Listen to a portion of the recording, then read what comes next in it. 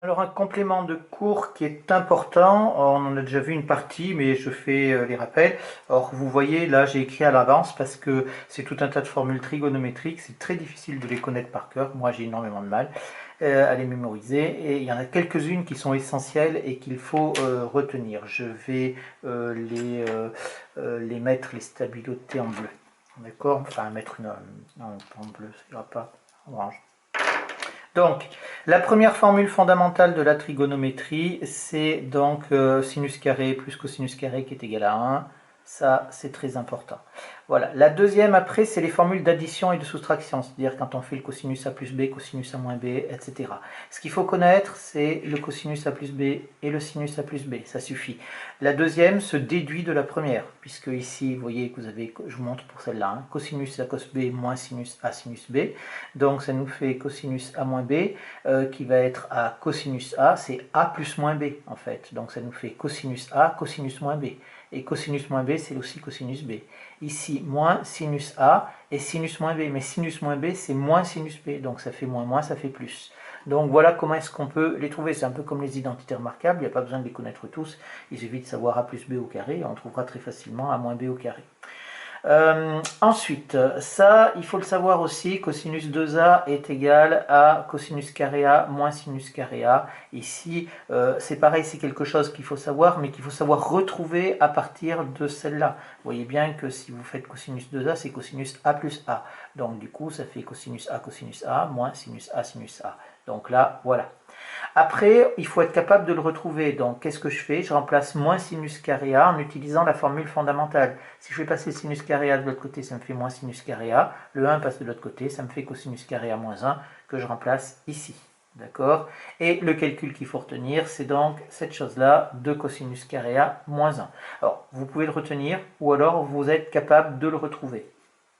Mais il faut connaître ces deux formules. Si vous ne savez pas ces deux formules, vous êtes cuit. Ensuite, cosinus carré A, je réutilise la formule fondamentale, cette fois-ci en calculant le cosinus carré en fonction du sinus carré. Je remplace et j'obtiens donc 1 moins 2 sinus carré A. Voilà cette chose-là. Le sinus 2A, c'est quelque chose, c'est ça qu'on rencontre assez souvent en fait. Cosinus 2A et sinus 2A, c'est ce qu'on rencontre le plus souvent dans les exercices. C'est pareil, elle s'obtient comment? En faisant sinus A plus A, c'est-à-dire en utilisant la formule, celle-là, le sinus A plus A. Donc ça nous fait sinus A cos A plus cos A sinus A, ça nous fait donc 2 sinus A cos A. Voilà. La dernière formule, ça c'est en fait je l'ai mise parce qu'elle est dans votre livre et c'est vrai qu'on la rencontre souvent comme ça. C'est exactement la même que celle-là, que cosinus 2A est égal à 2 cosinus carré A moins 1. D'accord? Ici, au lieu d'avoir 2A, j'ai A. Donc ici, l'angle qui est ici, bien sûr, c'est la moitié de celui-là. Donc si je mets A là, là j'ai A sur 2.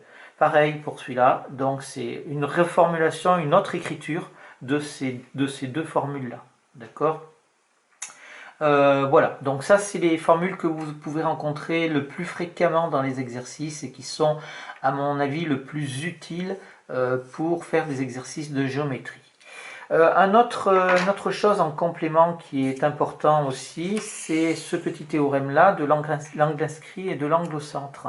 Donc, je ne sais pas, vous le connaissez peut-être, je ne me rappelle plus si on l'a déjà vu.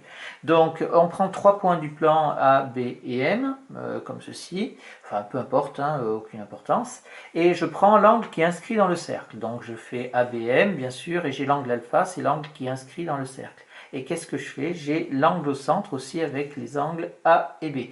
Mais le point M, hein, il peut être absolument n'importe où. C'est-à-dire que si je prends mon point M, ici, c'est pareil, je vais obtenir exactement le même angle. Ici, l'angle alpha ne va pas bouger, il va être constant.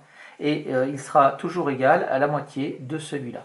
Donc c'est ça, l'angle au centre est égal à 2 fois l'angle inscrit, ou est le double de l'angle inscrit. C'est pareil, donc je vous ai mis des couleurs. L'angle bêta est égal à 2 fois l'angle alpha, où on a l'angle AOB qui est égal à 2 fois l'angle ANB. Attention, il s'agit d'angles géométriques, d'accord? On ne travaille pas ici avec les angles orientés. Voilà un petit théorème qui est assez sympa et qui permet aussi des fois de se sortir d'embarras dans certains exercices de géométrie. La liste n'est absolument pas exhaustive, il existe des tas de théorèmes de géométrie. Ce n'est pas l'objet ici, hein. L'objet c'est plus l'étude de la fonction cosinus et sinus, d'être capable de résoudre des équations et des inéquations et de faire des tableaux de variation. Donc voilà, mais ça c'est utile.